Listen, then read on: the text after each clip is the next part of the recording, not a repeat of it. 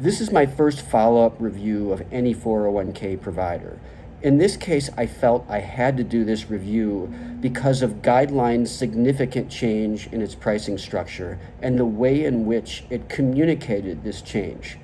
I'm here to clear up any confusion that people might have who are using Guideline or are looking to use Guideline.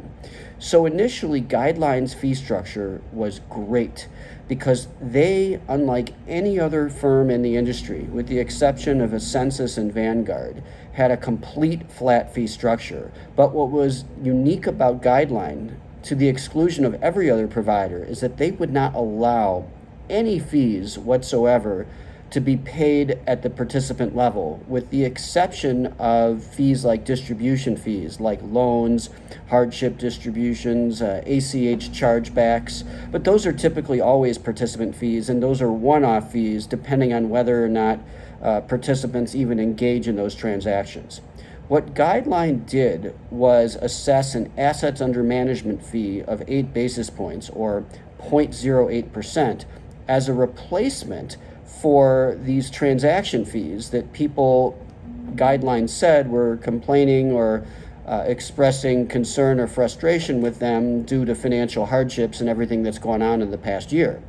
Typically, these fees ranged anywhere from $50 to $100. So if you have a distribution and you weren't expecting any fees and you didn't look at the fine print and then you get hit with a $50 fee, I wouldn't be surprised if people did call in or email Guideline and complain.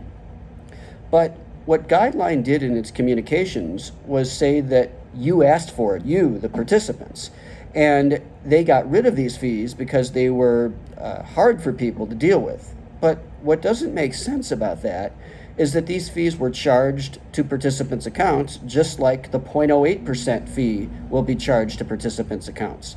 So what Guideline is really saying is, we know that people can't do the math, and we know that you're actually going to get charged more, but since you won't get hit directly with a charge in hard dollars, then we know people aren't going to complain as much.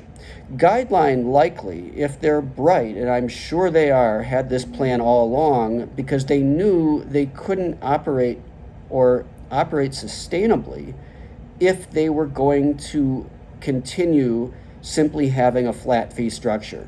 These plan assets will grow. And even with their average plan, I think as of a few years ago, it was something like $700,000 and maybe about 10 people. Well, if you do the math, if assuming everyone has the same balance, just do $700,000 divided by 10, that's a 70,000 account balance. But let's be conservative. Let's call the average account balance, $50,000. If you multiply 0.08% times $50,000, that's a $40 annual fee. If Guideline would have communicated like that, saying that based on an average balance of $50,000, 0.08% times 50,000 is $40 in annual fees, well, then I don't think people would have been too happy. And many people don't have any distributions at all. So that $50 isn't paid every year. It's, a one-off transaction that isn't paid very much. Anyone who can do the math is fully aware that this 0.08% is an increase. Now, I guess you could say the good news is that Guideline will have more money to invest in other areas to make sure they have the best staff and the best technology. Great. But Guideline's initial promise, and the reason I brought some of my clients to Guideline, was because they wouldn't even allow the employer to pay for would mandate that the employer pay for all those fees and wouldn't allow any of the participants to pay them. When I asked Guideline if the employer could opt to pay that 0.08% fee, Guideline said they wouldn't be able to do that, and I don't believe that they have any plans to even allow that to happen. So now Guideline is very similar to other providers in charging these assets under management fees. Now Guideline will come back and say they're still offering 316 and 338 fiduciary services, which is true. They're still among the lower cost providers in the industry, which is true. But I brought a couple of clients to Guideline with especially large balances, one of which has about $8 million in the plan with only about 25 people. So for this particular client, while unusual, their fees are going to triple with no increase in services. And that's very unfortunate for people like me who didn't have the impression that Guideline would suddenly institute an assets under management fee, which becomes obviously more significant as the assets rise. The other issue with Guideline is they've had some struggles with their services, and I've dealt with this with my clients. And when I say struggles, I mean they don't always answer emails very clearly.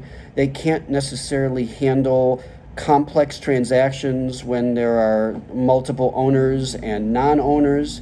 That's not necessarily a deal breaker because many of Guideline's clients likely don't even have those issues. But given that they have some of these servicing challenges and that they don't always respond promptly, and they don't necessarily have people who are sufficiently qualified to deal with plans that might be a tad bit more complex, that makes it all the more frustrating that their fee structure is no longer particularly competitive for plans that have larger balances. Now, I want to at least be fair and say, even for those plans with larger balances, they're still not the most expensive, and they still are reasonable in price. My issue with Guideline is the way in which they communicated this price change. They didn't call it a price increase as they should.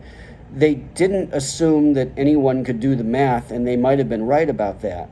What they should have said is that we instituted an assets under management fee because we know we can't survive without one. And with this additional money, we'll be able to invest back into our firm. And when I called a representative, that's what they told me, that they will now have additional money. But if they're admitting that they have additional cash flow now, then they can't turn around and say in the communication that the participants asked for it and not call it what it is, a price increase.